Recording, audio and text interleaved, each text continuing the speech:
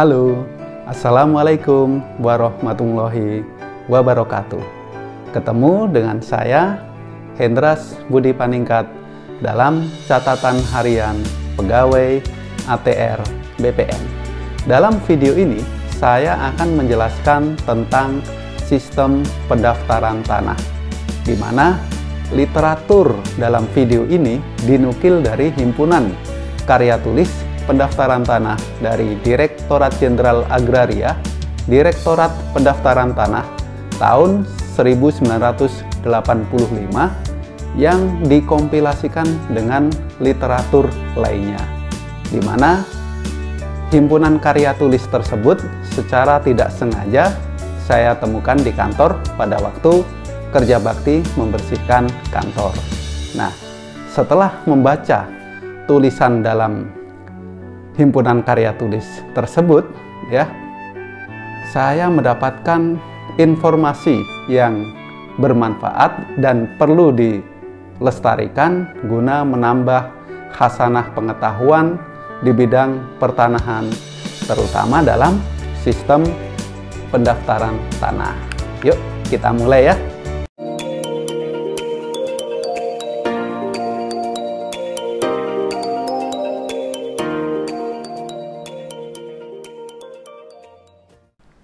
Nah, sistem pendaftaran tanah itu ternyata dimulai dari sistem pendaftaran hak pada suatu negara itu ternyata tergantung pada asas yang dianut oleh negara itu, di mana dalam peralihan hak dikenal dua macam asas hukum, yaitu yang pertama adalah asas nemo plus juris yang bertujuan untuk melindungi pemegang hak yang sebenarnya terhadap tindakan orang lain yang mengalihkan haknya tanpa sepengetahuannya. Yang kedua adalah azas itikat baik yang bertujuan melindungi orang dengan itikat baik memperoleh suatu hak dari orang yang disangkanya sebagai pemegang hak yang sah, atau orang yang memperoleh suatu hak dengan itikat baik akan tetap menjadi pemegang hak yang sah menurut hukum. Nah, teman-teman, terkait dengan sistem publisitas yaitu sistem pengumuman dari daftar-daftar dapat dibagi menjadi dua, yaitu yang pertama, daftar umum yang diadakan dalam penyelenggaraan pendaftaran tanah yang memiliki kekuatan bukti disebut sebagai sistem publisitas yang mempunyai kekuatan hukum yang positif, di mana azas itikat baik identik dengan daftar umum yang memiliki kekuatan hukum positif. Lalu yang kedua, daftar umum yang diadakan dalam penyelenggaraan pendaftaran tanah yang tidak memiliki kekuatan bukti disebut sebagai sistem publisitas yang mempunyai kekuatan hukum yang negatif, di mana asas nemo plus juris identik dengan daftar umum yang memiliki kekuatan hukum negatif. Nah, teman-teman, kita ke langkah selanjutnya, yaitu memahami tentang sistem sistem negatif dan positif Nah, sistem pendaftaran hak disebut negatif jika pendaftaran hak yang diselenggarakan dengan daftar-daftar umum yang tidak mempunyai kekuatan bukti. Nah, dalam sistem negatif, terdaftarnya seseorang dalam daftar umum sebagai pemegang hak belum membuktikan orang itu sebagai pemegang hak. Nah, di negara di mana berlaku asas nemo plus juris, hanya dapat diselenggarakan sistem pendaftaran hak yang negatif. Dengan demikian, pemegang hak yang sebenarnya selalu dapat menuntut haknya kembali yang telah dialihkan tanpa sepengetahuannya. Nah, masih di sistem negatif Dalam sistem negatif, pendaftaran suatu hak atas nama orang yang tidak berhak tidak dapat merugikan pemegang hak yang sebenarnya. Oleh karena itu, terdaftarnya seseorang dalam daftar umum sebagai pemegang hak belum menjadikan orang itu sebagai pemegang hak yang sah menurut hukum. Nah, kelemahan dari sistem negatif adalah pemerintah tidak menjamin kebenaran dari isi daftar umum yang diadakan dalam pendaftaran hak. Lalu, keuntungan dari sistem negatif adalah pendaftaran akte-akte peralihan hak dapat diselenggarakan dengan lancar karena pemeriksaan cukup diperoleh dengan kebenaran formilnya.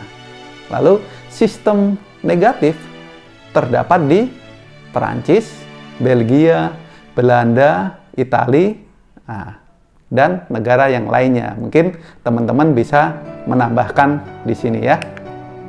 Lalu bagaimana dengan sistem publikasinya? Dalam sistem negatif atau sistem publikasi negatif selalu menggunakan sistem pendaftaran akta atau registration of deed ya, registration of deed, di mana pejabat pendaftaran tanah tidak melakukan pengujian atau uji material terhadap kebenaran data yang tercantum dalam akta. Jadi, pejabat pendaftaran tanah bersifat pasif. Nah, lalu akta pada sistem pendaftaran tanah berfungsi sebagai alat bukti peristiwa atau perbuatan hukum yang bersifat kuat. Setiap terjadi perubahan sertifikat tanah, maka wajib dibuatkan akta baru dan data yuridis yang diperlukan harus dicari di dalam akta-akta yang bersangkutan. Akan tetapi untuk memperoleh data yuridis harus dilakukan title search yang dapat memakan waktu dan biaya karena menggunakan bantuan ahli. Nah, selain itu, negara tidak menjamin bahwa data fisik dan data yuridis yang tercantum dalam sertifikat adalah benar selama tidak dibuktikan dengan alat bukti lain. Apabila data dalam sertifikat tidak benar, baik kesalahan register ataupun penipuan, maka dapat dilakukan perubahan berdasarkan keputusan pengadilan. Namun demikian, pada sistem publikasi negatif ini, negara tidak memberikan kompensasi ganti rugi kepada pihak-pihak yang kehilangan hak atas tanahnya akibat kesalahan register ataupun penipuan. Nah, lalu bagaimana dengan sistem positif ya?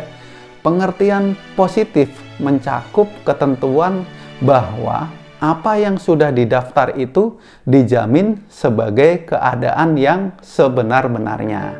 Pemerintah menjamin kebenaran data yang didaftarkannya dan untuk keperluan ini pemerintah meneliti kebenaran dan sahnya tiap warkah yang diajukan untuk didaftarkan sebelum dimasukkan dalam daftar-daftar. Nah, seseorang yang terdaftar sebagai hak yang berhak atas sebidang tanah merupakan pemegang hak yang sah menurut hukum dan tidak bisa diganggu-gugat. Masih di sistem positif, sistem yang murni positif tidak terdapat di negara manapun ya, karena untuk mempergunakan dan mempertahankannya terlalu sulit dan memakan waktu yang banyak. Nah, lalu ada juga sistem yang dinamakan quasi positif atau positif semu. Sistem ini tidak memberikan kepastian yang mutlak pada daftar-daftar umumnya. Yang didaftar sebagai pemilik belum berarti pemilik sebenarnya.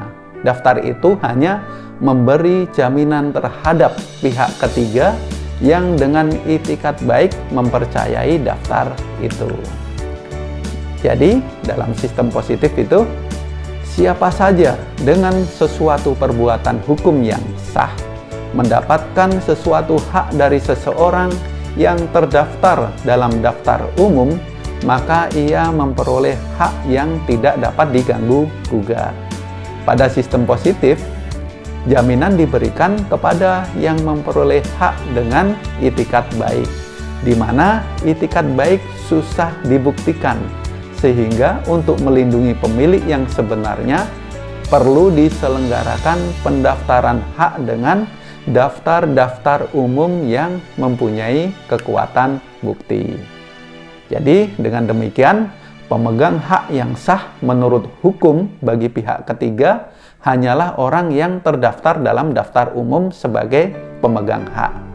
Nah, teman-teman, keuntungan dari sistem positif terletak kepada adanya kepastian hukum bahwa orang yang terdaftar sebagai pemegang hak yang sah dan dilindungi oleh hukum. Lalu, kelemahan dari sistem positif apa? Yaitu pendaftaran hak atas nama seseorang yang tidak berhak dapat menghapuskan hak orang lain atas tanah. Nah, sistem positif terdapat di Jerman, Swedia, Spanyol, Tunisia, Austria, Swiss, dan Australia. Nah, lalu bagaimana dengan sistem publikasinya? Sistem publikasi positif selalu menggunakan sistem pendaftaran hak atau registration of title. Sistem ini dikenal dengan sistem Torrens, ya. Sistem Torrens berasal dari Australia Selatan. Kata Torrens merujuk pada nama penemu sistem pendaftaran ini, yaitu Robert Richard Torrens pada tahun 1858. Nah, sistem publikasi positif meliputi identifikasi satu atau banyak bidang tanah yang menentukan siapa orang atau organisasi apa yang dapat memiliki hak atas sebidang tanah tersebut yang kemudian dicatat dalam register tanah. Jadi dalam sistem publikasinya, sebelum melakukan pencatatan, pejabat pendaftaran tanah telah melakukan pengujian, ya, dilakukan uji material terhadap kebenaran data yang tercantum dalam akta sebelum dilakukan pendaftaran haknya dalam buku tanah. Jadi di sini pejabat pendaftaran tanah bersifat aktif serta menyusun semua hal yang berkaitan dengan pencatatan hak atas tanah seperti hak gadai, easement, hipotek, ya, sewa dan perjanjian. Nah, pencatatan kepemilikan atas tanah meliputi pencatatan nomor seri, lokasi, dan batas-batas bidang tanah yang ditandai pada peta serta pemiliknya menurut Dell tahun 1995. Nah, dalam sistem pendaftaran tanah publikasi positif terdapat penerbitan sertifikat hak atas tanah atau Certificate of Title yang digunakan sebagai alat bukti pemegang hak atas tanah yang didaftarkan. Sertifikat tanah merupakan alat bukti pemegang hak atas tanah yang paling lengkap dan tidak dapat diganggu-gugat atau indivisible, ya, indivisible. Bahkan negara menjamin bahwa data fisik dan data yuridis yang tercantum dalam sertifikat adalah benar. Dengan demikian, apabila ternyata terdapat kesalahan prosedur dalam pendaftarannya yang mengakibatkan kerugian bagi pihak yang mungkin lebih berhak, ya, pemilik sebenarnya, maka negara memberikan jaminan dana kompensasi. Lalu jaminan keamanan bagi tanah yang terdaftar itu ada 3 kriteria, yaitu yang pertama benda, properti, atau tanah yang terdaftar, the property register. Yang kedua, kepemilikan atau penguasaan, ya, the proprietorship register. Dan yang ketiga adalah jaminan hak-hak yang ada, the trust register. Nah, teman-teman, ya, setelah kita jelaskan publikasi negatif dan positif, nah di sini saya tampilkan tabel perbandingan sistem publikasi dalam pendaftaran tanah. di mana ada dua sistem ya. Tadi yang pertama adalah sistem publikasi negatif, yang kedua sistem publikasi positif. Nah, perbedaannya apa ya? Nah, kita kupas satu persatu ya. Yang pertama dari jenis sistem pendaftaran tanah ya. Dalam sistem publikasi negatif yaitu akta atau registration of deed. Sedangkan dalam sistem publikasi positif adalah hak, registration of title. Lalu bagaimana dengan sifat sertifikat dan buku tanah? Dalam sistem publikasi negatif yaitu sebagai tanda bukti yang bersifat kuat. Nah, dalam sistem publikasi positif yaitu sertifikat sebagai tanda bukti yang bersifat mutlak ya. Lalu bagaimana jaminan negara atas data fisik dan data yuridis? Nah, dalam publikasi negatif, negara tidak menjamin bahwa data fisik dan data yuridis dalam sertifikat adalah benar selama tidak dibuktikan dengan alat bukti lain. Apabila data dalam sertifikat tidak benar, maka dapat dilakukan perubahan berdasarkan keputusan pengadilan. Lalu dalam sistem publikasi positif ya, negara menjamin bahwa data fisik dan data yuridis dalam sertifikat adalah benar, tidak dapat diganggu-gugat serta memberikan kepercayaan yang mutlak pada buku tanah. Nah, bagaimana kelebihan dari masing-masing sistem ini ya? Kelebihan dari sistem publikasi negatif yaitu pihak lain yang dirugikan atas diterbitkan sertifikat dapat mengajukan keberatan kepada penyelenggara pendaftaran tanah untuk membatalkan sertifikat ya. Tentunya mungkin lewat pengadilan atau jalur lain ya. Ya, yang sistem publikasi positif ya, kelebihannya apa? Yaitu pihak ketiga ya, pihak ketiga yang memperoleh tanah dengan itikat baik mendapatkan perlindungan hukum yang mutlak atau indivisible. Yang kedua, pihak lain yang dirugikan atas diterbitkannya sertifikat tanah mendapatkan kompensasi dalam bentuk yang lain. Nah, lalu kekurangannya apa ya? Kekurangan dari masing-masing sistem ya. Kekurangan dari sistem publikasi negatif adalah pejabat pendaftaran tanah bersifat pasif karena tidak mendukung keakuratan dan kebenaran data dalam sertifikat. Jadi ya syarat formilnya terpenuhi, materialnya terpenuhi, kita proses gas. Mekanisme kerja pejabat pendaftaran tanah ya di sini kurang transparan katanya, sehingga kurang dapat dipahami oleh masyarakat. Lalu kekurangan sistem publikasi positif ya. Yang pertama, waktu sangat lama. Kenapa? Karena pelaksanaan pendaftaran tanah bersifat aktif dan teliti ya. Cermat teliti dilakukan pengujian material terhadap dokumen yang memiliki kekuatan bukti ya.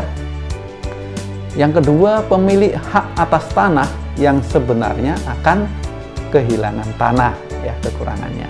Setelah lama ternyata pemilik sebenarnya dia akan kehilangan haknya. Dan yang ketiga, wewenang pengadilan diletakkan dalam wewenang administratif karena penerbitan sertifikat tidak dapat diganggu gugat. Nah, teman-teman, ternyata sistem publikasi negatif dan positif itu memiliki kelebihan dan kekurangan masing-masing. Jadi tentunya setiap negara akan mengambil atau akan memaduserasikan sistem apa yang akan digunakan. Nah, termasuk di Indonesia. Jadi bagaimana sistem pendaftaran tanah di Indonesia ya? Nah, pendaftaran tanah yang penyelenggaraannya diperintahkan oleh UU-PA tidak menggunakan sistem publikasi positif yang kebenaran data yang disajikan dijamin oleh negara, melainkan menggunakan sistem publikasi negatif. di dalam sistem publikasi negatif, negara tidak menjamin kebenaran data yang disajikan.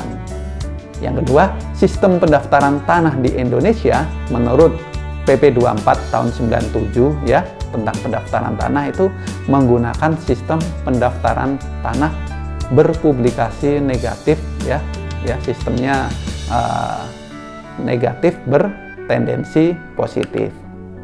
Nah, maksud dari sistem publikasi negatif bertendensi positif adalah sistem pendaftaran tanah ini menggunakan sistem pendaftaran hak ya, sistem torrent atau registration of title. Tetapi sistem publikasinya belum dapat dilakukan secara positif murni ya. Nah, seperti itu. Nah, hal ini dikarenakan karena data fisik dan data yuridis dalam sertifikat tanah belum pasti benar, meskipun harus diterima oleh pengadilan sebagai data yang benar selama tidak ada alat pembuktian yang membuktikan sebaliknya di pengadilan. Nah, selain itu, apabila suatu pihak mengalami kehilangan hak atas tanah akibat pengalian hak atas tanah oleh pihak lain secara ilegal atau kesalahan dalam register, maka pemerintah tidak memberikan jaminan ganti rugi ya. Nah, guna mengatasi kelemahan sistem publikasi dalam sistem pendaftaran tanah tersebut, nah selama ini Indonesia menggunakan lembaga refer working. Penggunaan lembaga refer working disebabkan oleh hukum tanah Indonesia masih menggunakan dasar hukum adat dan tidak mengenal lembaga lain seperti acquisitive verjaring atau adverse possession. Nah, dalam hukum adat apabila ya, dalam publikasi ini, dalam hukum adat ya, apabila seseorang selama sekian waktu membiarkan tanahnya tidak dikerjakan, kemudian tanah itu dikerjakan orang lain yang memperoleh hak atas tanah dengan itikat baik ya, maka pemilik tanah semula akan mengalami kehilangan hak atas tanahnya. Jadi ya benar ya apa yang disampaikan bahwa dalam hak atas tanah sertifikat itu mengandung 3R ya, yaitu right ya, restriction dan responsibility. Ya salah satunya dia harus mengerjakan tanahnya secara aktif, tidak menelantarkan tanahnya. Nah, lalu bagaimana roadmap sistem pendaftaran tanah di Indonesia ke depan? Apakah selalu menggunakan sistem ya negatif bertendensi positif ya publikasinya? Nah, Kementerian ATR BPN telah memiliki 7 proyeksi ke depan ya sampai tahun 2025, yaitu salah satunya adalah memberlakukan stelsel positif dengan adanya asuransi pertanahan yang mengatasi kerugian masyarakat karena sengketa pertanahan. Adapun penerapan stelsel positif adalah proyeksi yang ketujuh. Nah, kira-kira apa aja nih proyeksi ATR BPN sampai tahun 2025 ya? Yaitu ya saya jelaskan, yang pertama adalah mendaftarkan seluruh bidang tanah. Nah, sekarang lagi gencar-gencarnya dilakukan program strategis nasional di bidang pertanahan apa? Yaitu PTSL dan reforma agraria ya. PTSL murni, PTSL mandiri maupun reforma agraria melalui redistribusi, transmigrasi maupun legalisasi aset. Yang kedua ya proyeksi ATR BPN ya, yaitu mewujudkan RDTR di seluruh wilayah ya untuk memaksimalkan ya pemanfaatan dan pengendalian ruang ya. Terus yang ketiga yaitu meningkatkan standar kompetensi SDM menuju birokrasi yang berstandar dunia, ya. Setelah itu ditingkatkan SDM-nya, ya. Lalu yang keempat yaitu menjadikan ATR BPN, ya, sebagai pusat informasi pertanahan dan tata ruang berbasis teknologi informasi dengan inovasi dan kolaborasi. Nah, yang kelima yaitu mewujudkan kantor, ya, kantor layanan modern dengan memberikan produk dan layanan pertanahan, ya, dan tata ruang secara elektronik, ya. Ini bagian dari transformasi digital. Yang keenam, meningkatkan PNBP 10 kali lipat dengan layanan informasi pertanahan dan tata ruang sebagai basis penerimaan negara, karena layanan akan menjadi lebih mudah dan cepat dengan adanya transformasi digital dan layanan elektronik.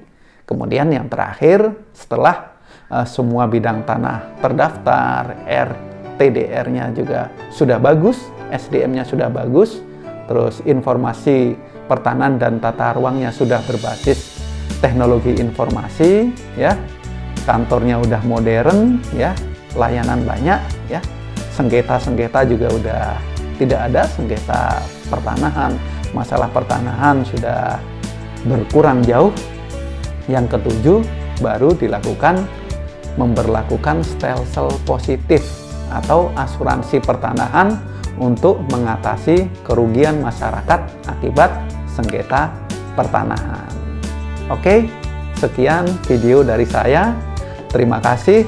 Semoga bermanfaat, ya. Mohon masukannya, jangan lupa like, comment, and subscribe, ya, biar channel ini tetap semangat dan berkembang. Terima kasih. Assalamualaikum warahmatullahi wabarakatuh.